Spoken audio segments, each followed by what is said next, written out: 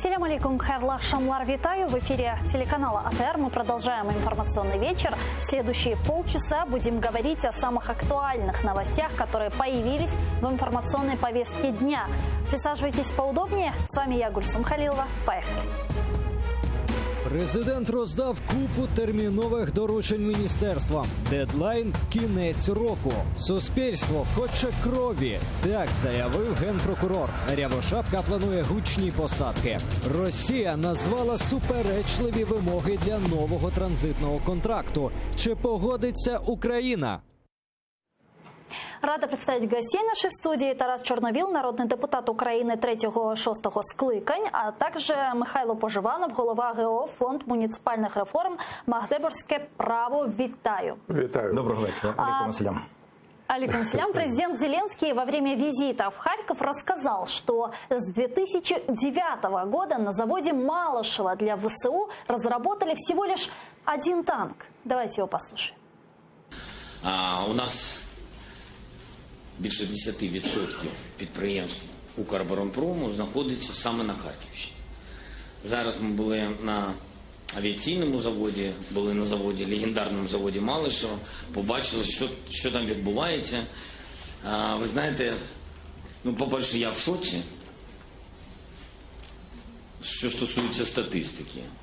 Нам сказав директор заводу, що з 2009 року один танк побудували. Один танк. Так, для ВСУ. Один танк з 9-го року. А статистика така, що з радянських часів 900 танків на рік. Военный эксперт Олег Стариков в эфире нашего телеканала рассказал, как обстоят дела с производством украинских танков. Давайте послушаем его прямую речь. Предыдущая власть решила танки только ремонтировать и чуть-чуть модернизировать. И, в принципе, Т-64, там с определенными буквами, это старые танки, которые еще были, осталось с времен бывшего Советского Союза, строев военных округов, двигатели друг друга перебрасывались и выдавались как новые. Мы ее просто чуть-чуть подшаманивали, делали более, подкрашивали, а реально повесили, может, радиостанцию новую, там еще что-то, а реально это все старое. Слушайте, я вспоминаю презентацию, демонстрацию экс-президентом Петром Порошенко танков и передачу ВСУ. А тут Олег Стариков говорит, что это вовсе были и не новые танки, там подшаманили, перекрасили, масло долили и так далее. Так что реально? Ні, давайте так. Насправді, Володимир Зеленський приїхав не на концерт, а на концерт, як він сказав, імені Малишева. Тому там і дурниць наговорив. Насправді. Танки, которые мы видим, которые представлял Порошенко, это старые танки или новые? Ні, насправді представляли. І для Укроборонпрому передавали для продажу за кордон. Кілька танків пішло в війська, абсолютно нових. Є Опелот, є Булат, це абсолютно нові розробки. Більше того, від 2009 року, як каже Зеленський, навіть якщо йде мова про моделі танків, то в нас принаймні дві цілковито нові розроблені моделі танків. Звідки взялася ця цифра? Хто йому сказав, що він почув, що він переповів, я не знаю. Те, що де немає доброго порядку, те, що можна було набагато більше, це абсолютно безумовно. Тобто ніхто не говорить, що по танкобудівній галузі в нас все прекрасно.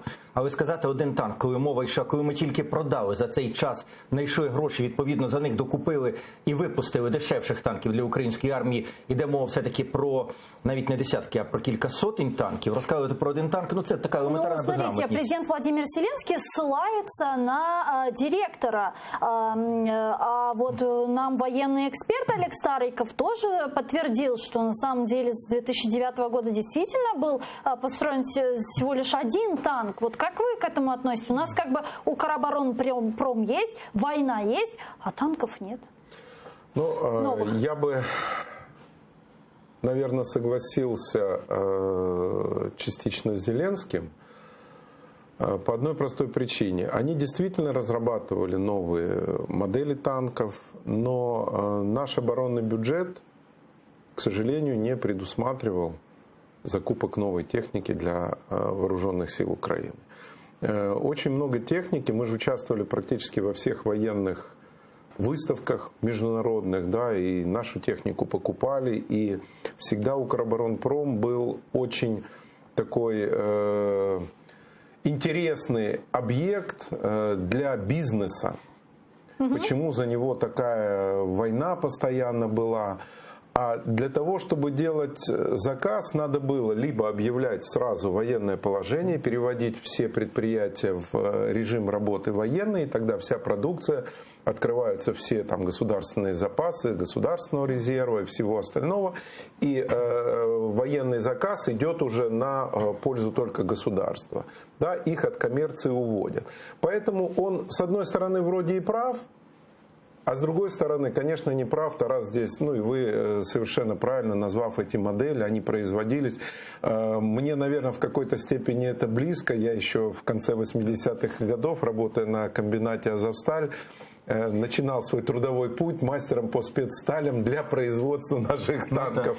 Поэтому, да, это мне абсолютно известны все эти моменты. Поэтому то, что публично, каждая сторона ведь называет те цифры, которые им выгодны.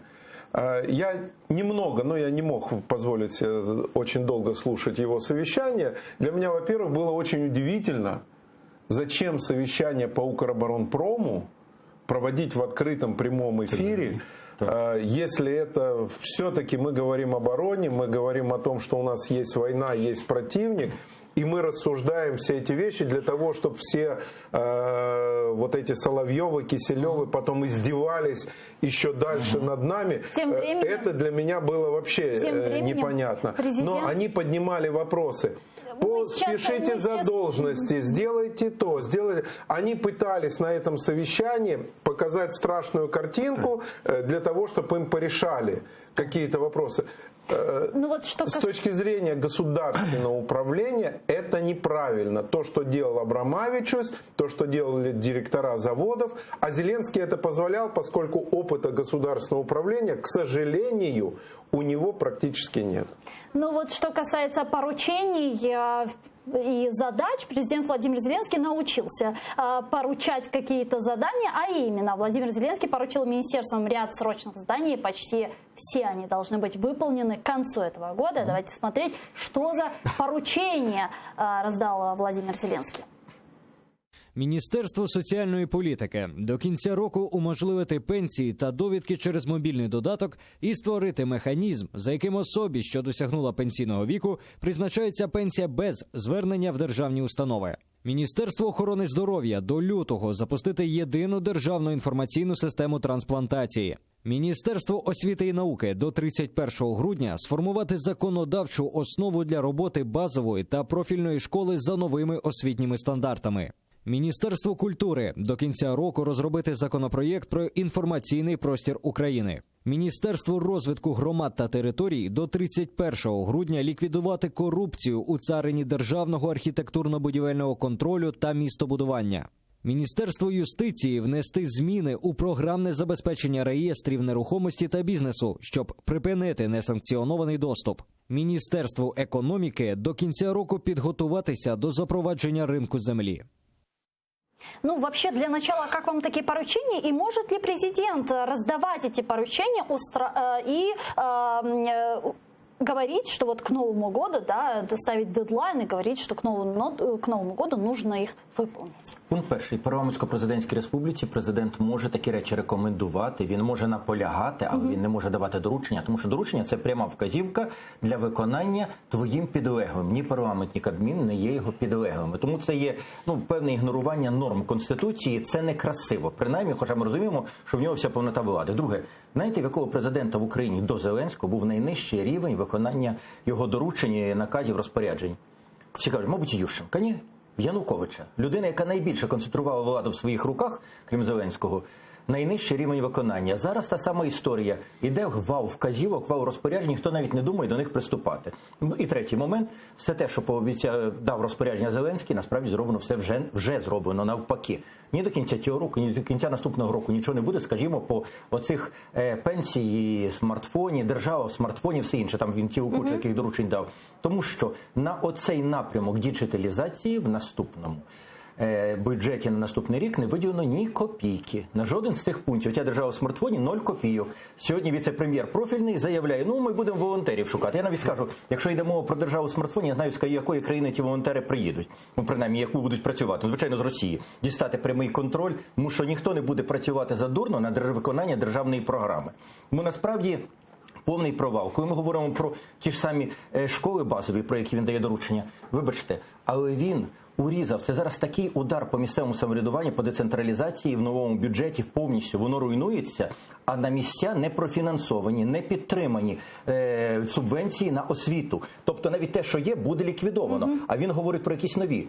До кінця, принаймні, наступного року 75% з його вимог зробити до кінця цього не будуть виконані до кінця наступного року. Тому що це заборонено, вже майже ухвалений Верховною Радою бюджетом. Ви також вважаєте, що це провал і дедлайну не успіють? То, что дедлайну не успеют, это 100%. На самом деле Владимир Александрович Зеленский, скорее всего, не прочитал Конституцию, не прочитал исключительные полномочия президента Украины. Я думаю, что все это делалось больше с политологической точки зрения. Политтехнологи, он сам, наверное, в этом разбирается. Что надо сделать? Он видит, что все идет к провалу. Ведь по большому счету тот бюджет, они говорят, что это бюджет развития. На самом деле это не просто не бюджет развития, это замораживание всей той ситуации. Те внешние долги, совершенно не поменяв налоговую базу.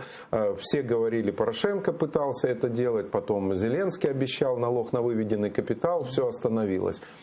Вся поддержка сегодня бюджетной сферы идет только за счет облигаций государственного внутреннего займа под сумасшедшие проценты. Сегодня бизнесом не надо заниматься. Сегодня бизнес дает 3-5%, а на облигациях можно в гривне получать до 16-17%, в валюте до 8-9%. Да, возвращаясь к поручениям президента, мы поговорим. Это невозможно сделать, и я думаю, что, понимая, что, наверное, в Новый год, сразу после Нового года, ему все равно придется убирать это правительство, он сегодня зарабатывает определенные баллы, давая поручения, которые людям на слух нравятся, они на самом деле такие, слушные, да, можно сказать, но они не будут выполнены. И потом за невыполнение он поубирает. То есть, получается, он дает поручения, которые невозможно выполнить специально? Тарас совершенно, тут 100% я с ним согласен. Если у тебя в бюджете на следующий год не заложены средства на выполнение этих поручений, никто их выполнить без денег не сможет. У нас всегда под каждое поручение должна быть статья финансирования. Если этого нет, хотя бы попытались расходную часть уменьшить. Вот он вспомнил децентрализацию, но нельзя на районном уровне. Районная госадминистрация с полномочиями остались, районная рада с полномочиями остались, ОТГ появилась.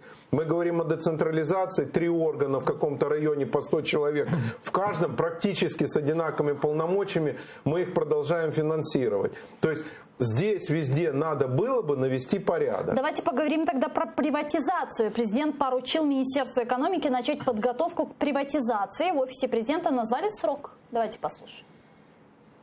Міністерство економіки має розпочати підготовку до масштабної приватизації. Зокрема, до 31 грудня передати до Фонду державного майна України на приватизацію 500 державних підприємств.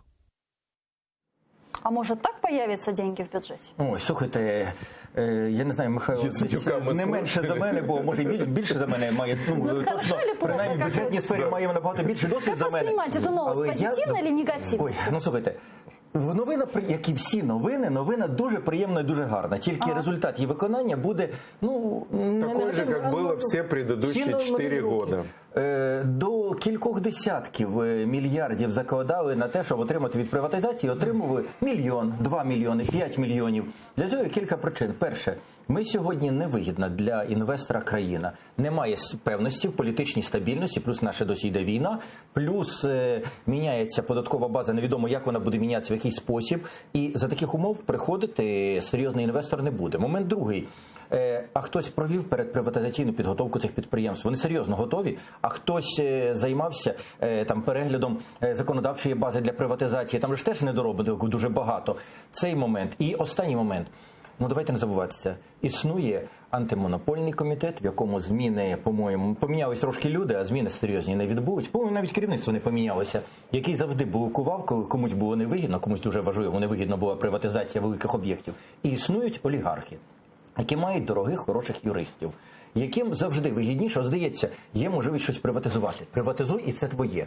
От чому той же самий Ігор Коломойський, який сьогодні має найбільший вплив в Україні, не хоче приватизації, йому зручно управляти, мати в управлінні державну власність. От той же самий Укрнафта, там інше, утримувати хоча б якоюсь частиною держави, а бажано взагалі повністю державу, просто управляти. Ти не відповідаєш ні за що. Провалиться, ну та ради Бога, тоді викачуєш всі ресурси. Завжди є способи це загальмувати. Сама ідея мені подобається. Я на відміну від тих всіх, хто бігають, кричать, що там і землю, там і стратегічні об'єкти все не продають, я до таких не належу. Я вважаю, треба приватизувати. Але в даній ситуації, ну це, коли йде мова про приватизацію, це таке мрійництво. Как вы считаете, будет ли результат? Нет. Если это будет открытая аукционная приватизация? Нет, я уже сказал, что 4 года подряд, там 12, 13, 17, 24 миллиарда закладывались в бюджет надходження средств от приватизации. Ни одного бюджета эта статья была не выполнена, не будет она выполнена и сегодня. Ни один иностранец после того, что с госдолгом сделал Яценюк и Яресько, не придет в Украину. И не надо самих себя обманывать. И когда эти ребята рассказывают ту реструктуризацию, да, группа Ротшильдов, она поимеет с Украины, если мы выйдем на когда-то в ближайшие там, 3-4 года рост ВВП больше 3%, они поимеют. Вся остальная 50%, кто владел бумагами, они потеряли, с этих бумаг потеряли сумасшедшие деньги. И сегодня доверие, рейтинг наших бумаг очень низкий. Плюс действительно идет война, никто сюда не придет. Правительство и президент должны себе честно давать ответ, что только внутренний ресурс, только внутренний бизнес может сегодня поднять экономику. Для этого необходимо создать налоговые условия, для этого надо создать систему разрешительную, правильную и судебную. И дать людям все это делать. В стране, где нищий народ и не работает экономика, нельзя рассказывать о повышении налогов. Их надо снижать, надо создавать условия.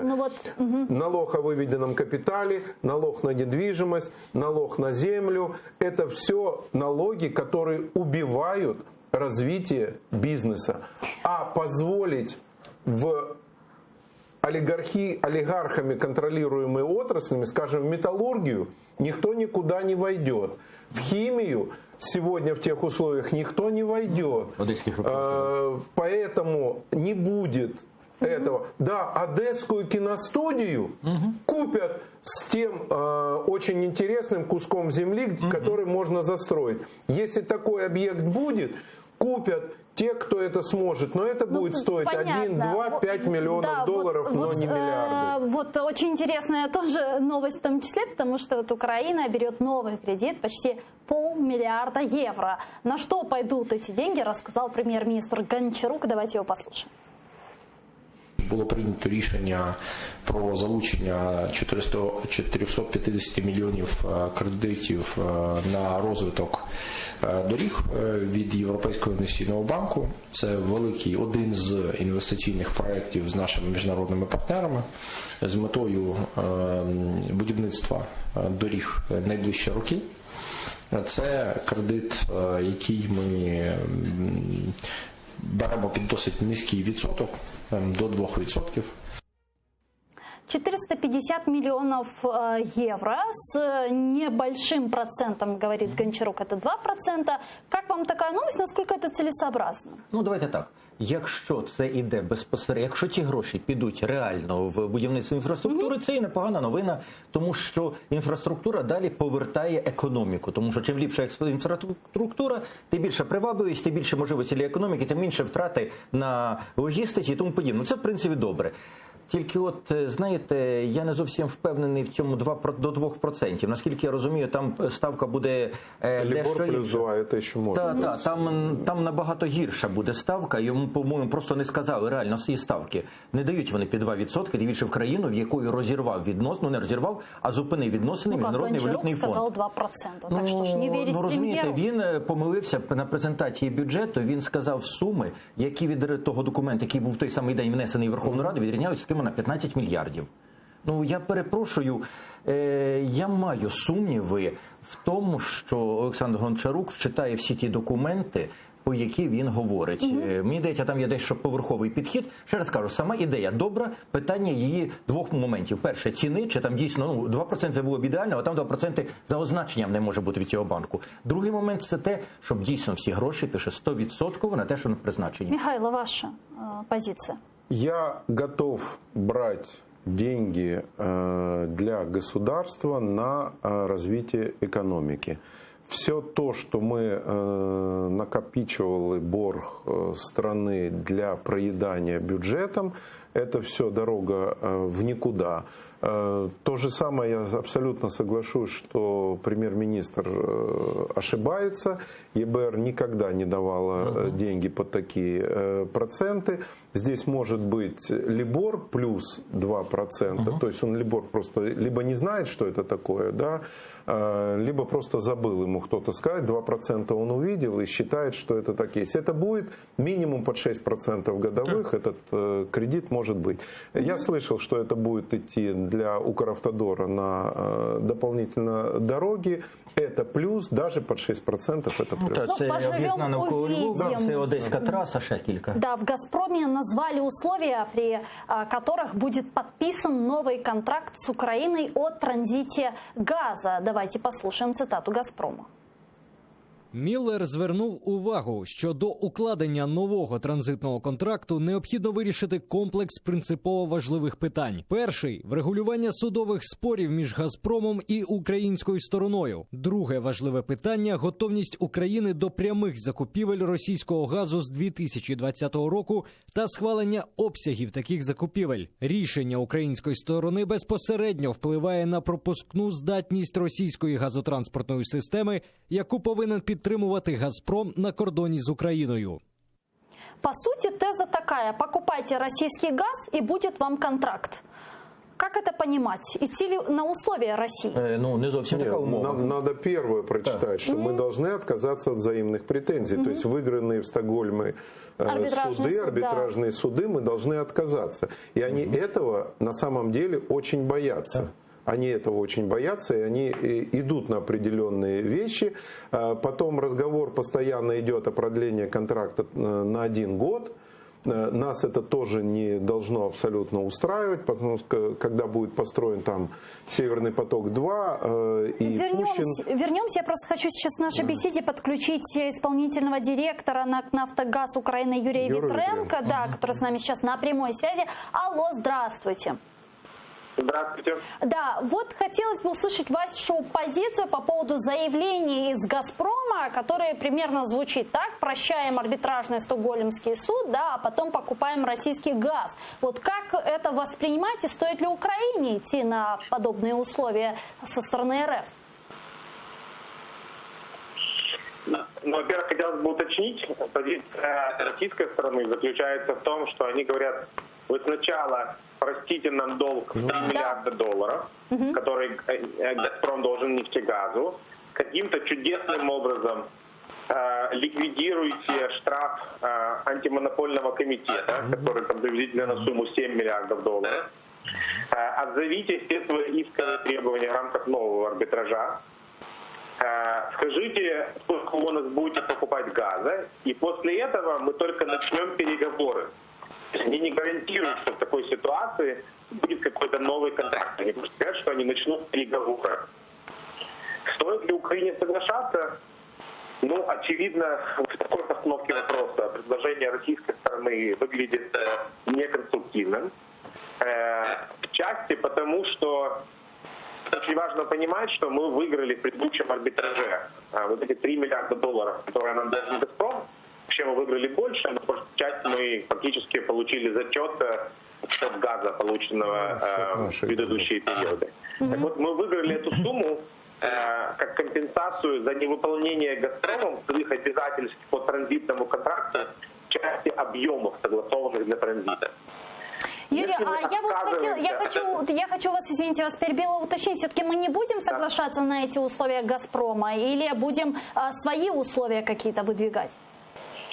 Официальная позиция украинской стороны, что мы не соглашаемся на такие условия. Это было озвучено руководством украинской делегации, о том, что вопрос арбитража и вопрос штрафа антимонопольного комитета не должен быть камнем преткновения для начала новых переговоров. И мы считаем, что новые переговоры касательно продления транзита должны проходить без каких-либо предварительных условий. Скажите, мы не соглашаемся на условия российской стороны. Может ли быть такое, что контракт не будет заключен вовсе? Да, к сожалению, вероятность такого исхода событий есть, она достаточно значительная. А скажите, а не будет ли в таком случае тогда давить на нас Европейский Союз, для которых труба, и транзит газа очень важен? Не будет, потому что у нас консолидированная позиция с Европейской комиссией.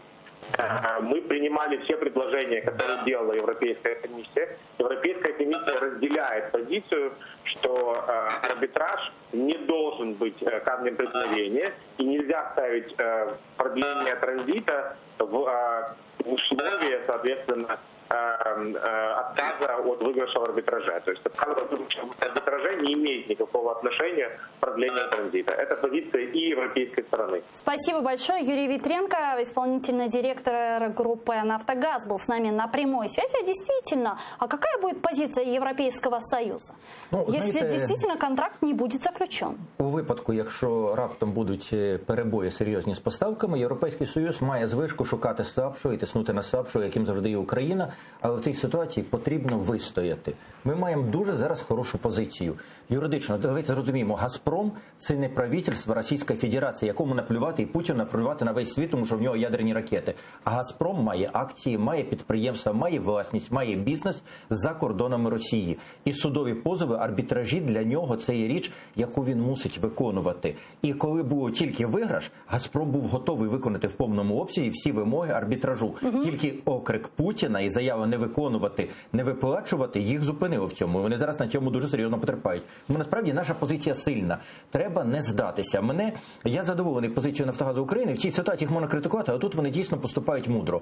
Я боюся просто, щоб не було слабкої ланки, тому що після цих переговорів, коли міністр енергетики вийшов і сказав, що ми будемо думати про можливі компроміси, є речі, які не можна переступати.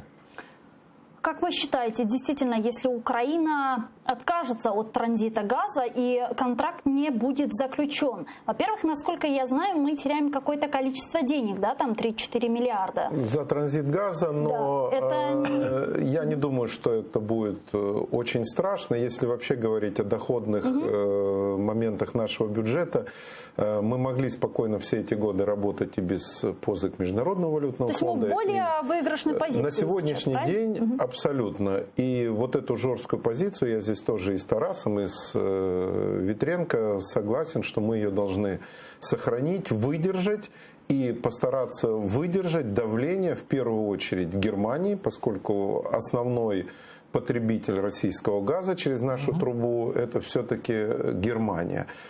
И понимать для себя, создать определенный запас газа на сегодняшний день до Нового года, чтобы его хватило на отопительный сезон, и пересмотреть, возможно, поставки газа, который добывается внутреннего, поскольку его все-таки на систему жилищно-коммунального хозяйства, на внутреннее потребление для населения абсолютно хватает, мы баланс закрываем. Я понимаю, что это может ударить по структуре Ахметова для металлургических предприятий, там еще где-то, но лучше это, население будет обеспечено, а потом мы получим реальный нормальный газ, как его получает вся Европа, и поставим, возможно, и счетчики по нашей границе, а не на нашей с Европой, когда оно идет неконтролируемо. Там вопросов на самом деле огромное количество. И все эти годы, к сожалению, все президенты, начиная с Кучмы, постоянно этот вопрос отдавали на определенный откуп, и мы проигрывали. Есть шансы, мы должны им воспользоваться. Михайло Поживанов, голова Фонд муніципальних реформ Магдебурзьке право, а також Тарас Чорновіл, народний депутат України 3-6 скликань. Дуже дякую. А мы вынуждены завершать этот блок. И буквально через 5 минут эфир телеканала АТР продолжает Прайм. Не переключайтесь, скоро встречи.